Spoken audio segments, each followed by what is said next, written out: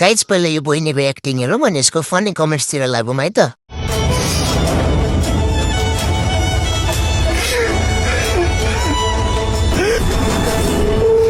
The subscriber you have dialed is busy. The subscriber you have dialed is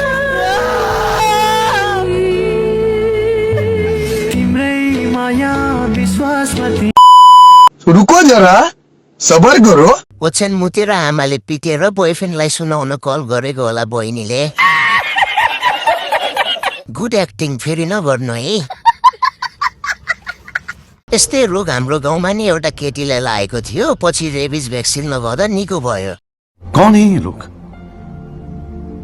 कहाँ से आते हैं? मेरो घर पो झाँक्री हरायो भनेको त यता पो रहेछ।